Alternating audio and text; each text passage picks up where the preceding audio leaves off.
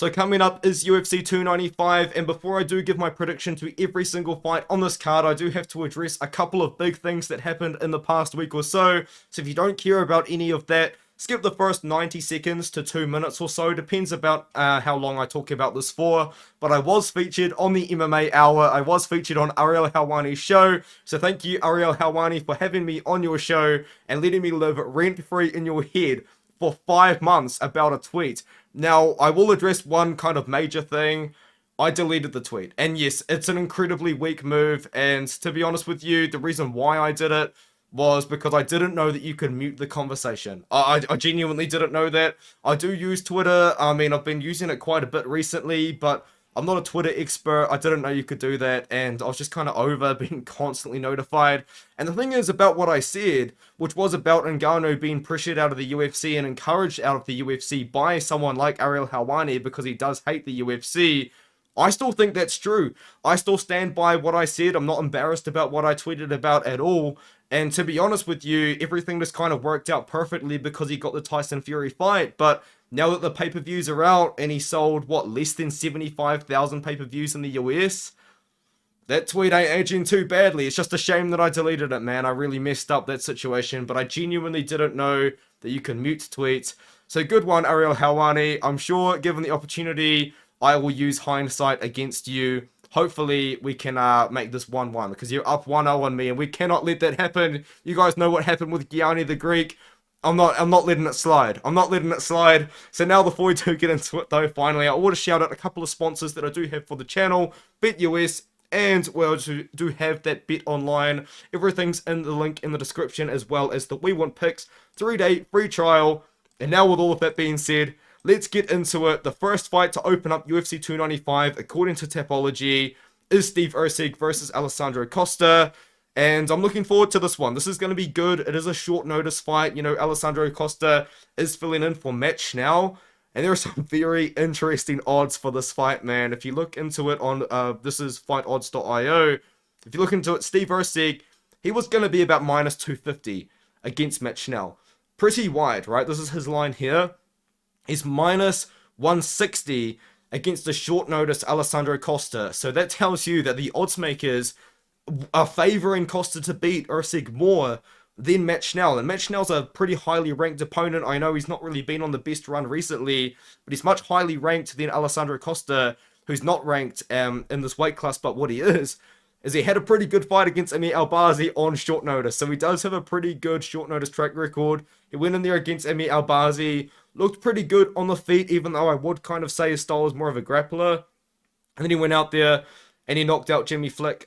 Took him a bit longer to do it than I thought it would, but he still went out there, had a good performance, and now we have two guys that are going to be fighting for a ranked spot that weren't ranked a few months ago. If you guys do remember, Steve Erceg coming on short notice himself against David Wojciech, and he went out there and beat him by decision, and a lot of that fight was on the feet, which was just a complete surprise to me. Because the thing about Steven Erceg is, in my opinion, prior to that Dvorak fight, his striking hadn't looked that great. What he kind of got everything done with is his grappling, and we didn't see a lot of that grappling in that fight. We saw a lot of striking that looked really good, in my opinion. Now, it did look like there were improvements to be made, but at the end of the day, Erceg's only 28 years old. I think he can get better. I think the more dangerous fighter in this fight, though, if you can believe it, is going to be Alessandro Costa. He does train under Diego Lopes, so he trains with Alexa Grasso, Diego Lopes, and himself, obviously. So he's a dangerous guy. He's got that sort of scrappy sort of style, Mexican, sort of Brazilian, sort of fusion style there. You guys know what I mean. He's Brazilian, but he trains in Mexico, is what I'm trying to say. I think that Erceg, though, he looks so good against David Dvorak. Now, maybe David Dvorak just isn't the same fighter anymore, but I'm still willing to take that chance on Erceg. I'm going to pick Erceg to win this one here, either by decision or, like, late submission, but I do want to say this is not a very confident pick. The odds are very close for a reason, and I'm going to go with Erceg to win, but Costa could get a KO here, man. Costa's a dangerous guy. Give me Erceg to win this matchup by late finish or by decision. And as we move into the next one, I will say if there's any short notice fights made, I won't be able to cover them because I'm in the middle of exams still at the moment, so this will be a pretty quick prediction video. I didn't mention that in the intro because I had a long intro, didn't want to make it much longer. Kyung Kang taking on John Castaneda. Incredibly interesting fight. I actually haven't seen the odds for this one yet. I mean, I'm kind of studying with the exams, so I'm not really looking too deep into the odds for fights like this, but I'm going to assume Kyung Kang's a slight favorite here, and John Castaneda's an underdog. Kyung Kang, man, I mean, this guy hasn't been super active in his career. Fought 5 times in the last 4 years, but he's been taking breaks every now and then. He's been relatively active in the last 18 months or so. But, man, he looks really good against Christian Quinones, in my opinion. He caught Christian Quinones as he was coming in, got him with a really good shot, was able to finish him with the choke. Then he beat Dinar Butgaray in a performance that I thought he looked pretty good in, was able to mix in some wrestling and some striking. The striking looked really good, looked improved in that fight. And if we do look at the odds for this one here, Kyung Kang's the underdog. Okay, I've got an underdog pick to start off the card. John Castaneda, dangerous guy. He's called Sexy Mixy, one of my favorite nicknames. Honestly, I do love it. He beat Moin Gafarov, who took him on short notice. That was a scrappy fight. There was kind of a lot going on in that fight, to be honest with you. And Castaneda did win that fight. He upset the odds. I mean, although Gafarov was a short notice opponent, I thought he was going to beat Castaneda. I mean, I think he was actually the favorite, but he lost to Daniel Santos in a fight that he was beating up Daniel Santos until Daniel Santos kind of just went full Charles Oliveira mode and come back. I'm going to go with Kyung Kang, though. He's just looking better. He's 36 years old, but he's just looking really sharp in there, man. I do rate Christian Quinones pretty highly. I know that Christian Quinones only fought a couple of times in the UFC, but I think he's a solid guy, and I like Kang to win this one here by decision, and so do the Tapology voters. Now we have Tabatha Ricci and Lupita Godinez, and can you trust Lupita Godinez in this fight? I'm going to say no. So I'm going to go with Tabatha Ricci, but this is again an incredibly low confidence pick. Women's MMA is usually pretty hard for me to pick in general, but the thing about Lupita Godinez is she is very frustrating to watch in my opinion, especially in her loss to Angela Hill, where she went for a couple of takedowns in the first round, and then just never went for takedowns again. So she lost the decision to a better striker. And then she took on Cynthia Calvillo, made that fight way closer than it should have been. Made the fight against Emily Ducote a bit closer than it should have been as well, because she doesn't wrestle. And then she went out there against Elise Reed, and she used her wrestling, and she won. It's crazy. It's almost like Lupita Godinez, wrestling is the best part of her game, and when she chooses to use it, she wins. It's insane to me. But anyway, Tabatha Ricci, very good grappler, very small for the weight class. I mean, both of these girls are small for the weight class. I mean, Ricci is pretty small for 115. I mean, maybe she could make 105 if there was an atomweight in the UFC. But if we do look into the odds, Ricci's the underdog. I've got 2 underdogs back to back, it seems. I mean, I think Ricci in this matchup, pure grappling, is going to be the better grappler. I'm not impressed by Lupita Godinez's striking personally, so I think that she's going to be able to lose to Ricci here. I think Ricci might be able to out-grapple her, and we should see Tabatha Ricci win. Nazim Sadykhov is taking on Viacheslav Borshchev, and I've given myself a sore throat from talking so loudly for, honestly, just the first part of the video, so that's kind of embarrassing. But getting into this fight, I am looking forward to it. I really like Borshchev. I like Borshchev more than the average MMA fan, I would say, because I think he's really good. I think his striking is really good, but his wrestling and grappling is so bad. I think in a lot of pure stand-up matches against a lot of people at 155, Borshchev could win pure striking fights. The problem is, he's not in a pure striking fight, he's in an MMA fight, and Nazim Sadykhov isn't a guy that normally goes for offensive takedowns, but I think he's going to go for them here. I think that the guys at Serra Longo and Weidman MMA are going to come up with a good game plan for Nazim Sadykhov, and he's going to beat Viacheslav Borshchev because he's more well-rounded. Now, Viacheslav Borshchev, incredible kind of kickboxing background. I mean, I read an interview that you can find kind of easily where he talks about it. He is an amateur junior kickboxing champion in Russia. He's had hundreds of kickboxing fights as an amateur in Russia as well when he was like a lot younger, like 18 to 21 years old sort of thing. I mean, if that's true, you can kind of see it, because in my opinion, Borshchev's striking is incredibly clean. It looks really, really good, but the problem is he's just got no wrestling and grappling whatsoever. And Nazim Sadykhov, he is a striker himself. He doesn't offensive wrestle really at all, but I think he's going to in this fight. I think it would be smart for him to do it. He's coming off his submission. Sadykhov's minus 160. Borshchev's around plus 120, plus 130, plus 140. So give me Sadykhov to win. I'm going to go with Sadykhov by decision, but I mean, this has potential to be an absolute war on the feet, and someone could get KO'd on either side. I think this is going to be a really fun fight. And now we can move on to Denis Buzukja taking on Jamall Emmers. Jamall Emmers coming off that loss to Jack Jenkins, which was an incredibly close fight. Now, in my personal opinion, I mean, I thought that Emmers might have done just enough to squeak past Jack Jenkins, but, I mean, it was just such a close fight. Anyone could have won that fight either way. Very, very close fight, very competitive. Pretty decent fight. It wasn't the best fight in the world, but it was pretty fun. Before that, he kind of fraud-checked Hussein Askabov, who's a very interesting character in the world of MMA. I mean, actually, shouldn't have put it that way, because I just reminded myself about his legal situation, so I shouldn't have said that. But Buzukja's got his own legal situations that he's had to worry about in the past, but I won't get into that. If you go into Askabov, man, like him and his brother, they built up their careers against cans. And then, they every now and then they'll beat someone really good, and you'll be like, oh, they're actually quite decent. And then finally, Hussein got signed to the UFC, and I was really excited. I was like, man, like Hussein, you know, world karate champion. He seems pretty good. Like, I know his record's pretty padded, but surely he's good enough. And he just wasn't good enough. Denis Buzukja, he's a striker. In my opinion, he's actually pretty good. Now, he did come in against Sean Woodson. He missed weight by half a pound by taking that fight on short notice. I think he got kind of, I think he got pretty done dirty by Woodson's team. I mean, I think he had to pay like 25% of his purse for missing weight by half a pound for a fight that he took on less than a week's notice. Brutal stuff for Buzukja. They'll have contacted Buzukja in the past. I think he's a pretty nice guy. He replies to DMs, but a very interesting character as well if you do look at his Twitter. But, yeah, no, Buzukja's a very interesting guy, but he's actually a nice person if you do message him. He came off that win a while ago against Calio Ramiro on Contender Series, and then he just racked off 3 wins. They were pretty good guys, not the best guys in the world. And now he's in the UFC. I like Emmers, though. I think this is going to be a stand-up fight. In my opinion, I think that Emmers should be able to keep the range. I could see a kind of upset because Buzukja does throw with quite a bit of volume, but I think Emmers should be able to get it done. I'm trying to find the odds here live on camera. Jamall Emmers is like minus 300. I'm not minus 300 confidence in Emmers, but Buzukja at plus 240.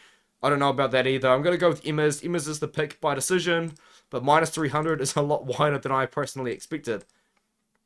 Now we have Jared Gordon taking on Mark Madsen, and this might be a pretty bad pick, but I'm going to go Jared Gordon over Mark Madsen. I don't know what the odds are going to be. I mean, I should have looked at the odds before this, but I guess maybe it makes it more interesting to watch me get surprised when I read the odds. Jared Gordon's a favorite, almost to minus 200. He's minus 190. Mark Madsen's plus 150. Man, I thought people would still be a little bit high on Madsen, but if you guys don't know, I believe he's a silver medalist in Greco-Roman wrestling. It was a long time ago, though. It would have been like 15 years ago now. I think that he got that Olympic medal. But the problem with the Greco-Roman wrestling style is he just got completely out-wrestled by a more traditional wrestling style in Grant Dawson. And a lot of people picked Grant Dawson to do that. Now, Mark Madsen, he came off that close fight against Clay Guida, and then he fought Vince Pichel and beat him. But I think as long as Jared Gordon can keep this fight on the feet, he should be able to beat up Mark Madsen, you know. Jared Gordon, he's not so bad, you know. I mean, he should have beaten Paddy Pimblett. I thought he beat Paddy Pimblett. I think a lot of people do. He took on Bobby Green, was having a lot of success, and then Bobby Green, you know, accidental clash of heads, kind of just dove head first into him, man, and then knocked him out. So that's the problem. He did get KO'd 5 months ago, but I think he should be okay. I'm going to pick Jared Gordon. I think he gets it done over Mark Madsen. Just give me Gordon to win this fight. The underdog on Tapology votes, but he is the favorite in the matchup. Now we've got Josh Van taking on Kevin Borjas. Very good fight. Now, this fight was actually meant to be booked for Dana White's Contender Series a while ago, but Joshua Van was then instead called up to fight on against Zelga Shemagulov on short notice, so their fight on Contender Series never actually ended up happening. Now, thankfully for Kevin Borjas, though, he ended up getting a different opponent and made me look like an idiot because I picked Victor Diaz as a minus 400 favorite, and Borjas won a decision. Now, the thing about Borjas is, though, I don't think he's technical enough to beat Joshua Van. I really don't. This is going to be a striking fight. Both of these guys are strikers. One thing I will say about Joshua Van is he's very small for 125 compared to other guys that he's fought in the regional scene. Like, he's fought other guys in the regional scene, obviously. And I thought he's looked quite small. He's been able to get out-muscled in the past, but he looked really impressive against Zelga Shemagulov. Very close fight. I thought Van won the fight. Personally, I actually picked Zelgas to win that fight as well, and I thought Van won. Going in against Kevin Borjas. Dude, I think that Joshua Van's just going to be way too technical for Kevin Borjas. Borjas, he's a striker at 125, but the problem with him being a striker at 125 is he's quite sloppy. And at this weight class at 125, everybody's technical. You have to be technical. And I think just for Joshua Van's just going to be the more technical striker. And the way that Borjas has just been super wild, I think he's going to leave himself open. So I'm going to go with Van to win by KO in this fight, maybe in like round 2 after he figures him out. If you look at the odds are pretty wide. Joshua Van's about minus 250. Kevin Borjas about plus 170. I think Van goes out there and gets it done inside the distance. And now we have Matt Frevola taking on Benoit Saint-Denis. And this is going to be a banger, man. And this is going to be, in my opinion, just a real test for not just Benoit Saint-Denis, but also for Matt Frevola. Because Matt Frevola, if you do look at him, he's pretty highly ranked. I think he's ranked around like 11 to 13. But he hasn't really beaten too many very highly ranked guys. He knocked out the legendary Chin Drew Jober and did go on that run against undefeated fighters, which was crazy. But Gennaro Valdez, we unfortunately learned, isn't the best fighter in the world. Otman Azaita is going through it right now. And then that Drew Dober win has aged very well. But Benoit Saint-Denis, what a run this guy's been on. You know, he come in against Elysiu Zaleski on short notice. I mean, in hindsight, Zaleski just had a close fight with Renat Fakhrenadov. And he went on a 4-fight win streak, you know, against a couple of guys. And then he beat Ismail Bonfim. Sorry, I'm saying his name wrong the whole time. I don't know why. And then he beat Thiago Moises. And he dominated Moises. Now, that fight, you know, Moises did have his moments. But that's what Moises does. Moises is an incredibly talented guy outside of the top 15. And we saw a good finish out of Benoit Saint-Denis there. And I think that we should see Benoit Saint-Denis go out there, in my opinion, and get Matt Frevola down to the ground and out-grapple him. But the thing is, as long as this fight is on the feet, I think that Matt Frevola is going to be pretty live to get a KO. Now, Saint-Denis is a decent striker himself, but the way that he gets it done is on the ground. And, you know, Matt Frevola is a dangerous guy on the feet. It'll be interesting to see how this fight goes, but Benoit Saint-Denis is the favorite in the matchup. He's about minus 200. Matt Frevola is about plus 170. I can personally see an upset happening here because Matt Frevola, very dangerous guy. But I'm going to go with Benoit Saint-Denis to get this fight down to the ground and get his grappling going and becoming a ranked opponent. And at the age of not even 28, he could be a guy for a lot of French fans to kind of keep your eye out for as a potential future champion for France. You know, that would be kind of crazy. I'm going to go Benoit Saint-Denis. I'm going to pick him to win. I think he gets it done with the grappling. But Frevola, very live underdog with a lot of KO power. Now we've got Pat Sabatini versus Diego Lopes. And I do know the odds for this one here because I saw a lot of people talking about it on Twitter. Diego Lopes, the underdog. Right now, he is, I believe, about, what, like plus 115, plus 110? Give me the underdog in Diego Lopes, man. I mean, I know that Pat Sabatini is going to be a pretty tough fight for him. But I think Diego Lopes gets it done, man. You know, like these guys fight in kind of a similar manner where Pat Sabatini, really good wrestler and striker, can dominate guys that aren't as good as him at grappling. But the thing is about Pat Sabatini, not the best striker in the world. And the thing about Diego Lopes is this guy is legit, man. Like, you can like say what you want about him. He does have the Justin Bieber haircut, which is hilarious. But he come in on short notice against Movsar Evloev and had a good account for himself. You know, had Movsar Evloev in some very, very tough situations with the grappling. Hurt Movsar Evloev on the feet as well in the first round. Just had a decent performance. Evloev won. I mean, you could actually argue maybe Lopes, kind of based on a couple of moments in round 1 and 3, could have won that fight. But Lopes won round 1, in my opinion. He just, I don't know, round 3 is pretty close, but I thought Evloev did win. But man, he come out there against Gavin Tucker. And Gavin Tucker, I think he kind of caught a leg and was going for a takedown or something like that. And then Diego Lopes threw up the armbar. Or sorry, no, he threw up a triangular choke as it was coming down. It was so quick how he wrapped it up. And then he turned it into the armbar, adjusted it. And I don't think he even got the tap. He just knew that it was over when they did that transition. And that was that, man. A walkaway submission for Diego Lopes. I'm going to go with Lopes here. I think it comes down to, I mean, these guys at Renzo Gracie Philly. If that's an interesting, I thought it was called something else, like Gracie Philly. Or anyway, Renzo Gracie Philly. Their striking is not getting any better. Look at Sean Brady. Look at Pat Sabatini. I mean, there's other guys as well. These guys just aren't the best strikers in the world. And Diego Lopes is a decent striker. He's not the best. Incredibly aggressive on the feet, though. And then his grappling is going to be good enough to deal with Pat Sabatini as well. The problem with Lopes, though, that I think a lot of people might notice is he can be submission over position, and that could be a very rough situation to be in against Sabatini. But give me Lopes, man. I think Lopes gets it done. Give me Lopes by submission. And, yeah, if he submission, so it just occurred to me how odd. So not how odd that would be, how impressive that would be if Lopes could submit Pat Sabatini. But yeah, that is the pick. I think he can get it done. Incredible grappler is Diego Lopes. Now we've got Jessica Andrade taking on Mackenzie Dern. You've got to go with Mackenzie Dern, in my opinion. I mean, Andrade, you don't really know what's happened, but it seems like, I mean, I'm not going to accuse her of anything, but I feel like she's bag chasing right now, you know what I mean? Like, she must be on a really good contract, because she has taken so many short notice fights that, honestly, a lot of people wouldn't. I believe she took on Erin Blanchfield on short notice. She did just, I believe, a month after beating Lauren Murphy. And then she took on a short notice fight against Yan Jan Han. Got KO'd by her. I think that was actually a full camp fight. I could be wrong.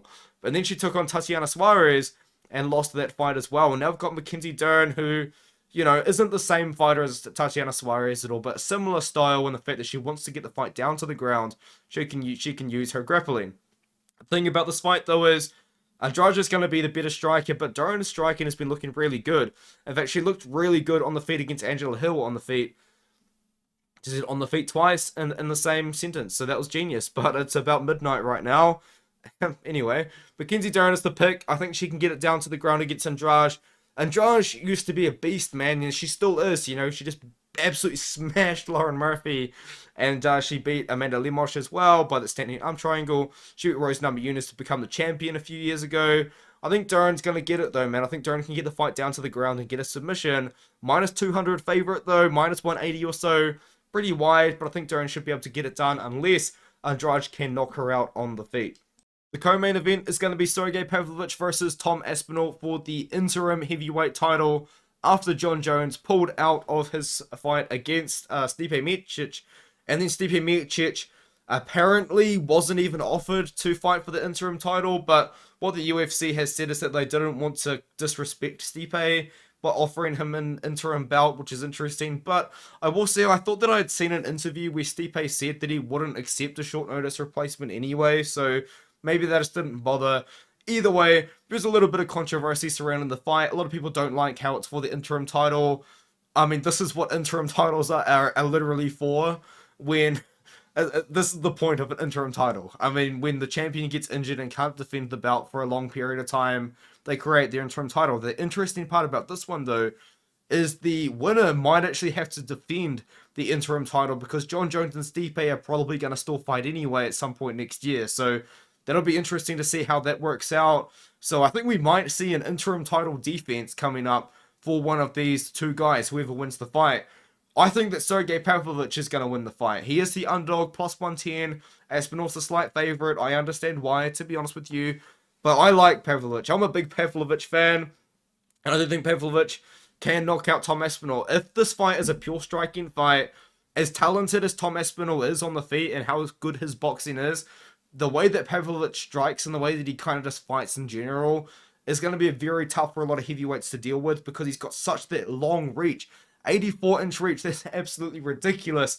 And what he does is he stands in the pocket and throws straight shots. But the thing about Sergei Pavlovich is his reach is so long, and because he's throwing those straight shots, the opponents can't close the distance on him, and he just eventually works his way into the pocket, stands in the pocket, and throws the strikes at the end of his strikes, and just kind of works away. Now, Tom Aspinall might be a talented enough boxer to actually deal with that, and kind of, you know, move out of the way, find his own way in, get takedowns potentially as well, which he could do, because he's a very good grappler.